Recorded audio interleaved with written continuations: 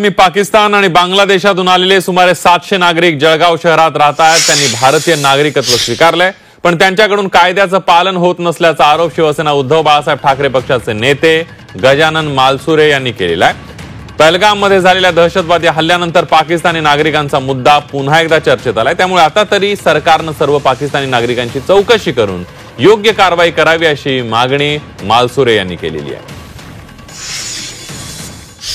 काही लोकांमुळे त्या बांगलादेशी असतील किंवा पाकिस्तानी नागरिक असतील यांना पाठबळ दिलं जातं, संरक्षण दिलं जातं आणि दुर्लक्ष करायला हेतुपुरस्कर राजकारणी लोक भाग पडतात। साधारण किती लोक असे एक आकडा? तेव्हा मी जेव्हा 2003 ला याचिका दाखल केली होती तेव्हा 736 लोक असतील, पण माझा आताही अंदाज आहे की ते 500-700 लोक निश्चित या जळगाव जिल्ह्यात पाकिस्तानी आणि बांगलादेशी लोक निश्चित असण्याची शक्यता आहे।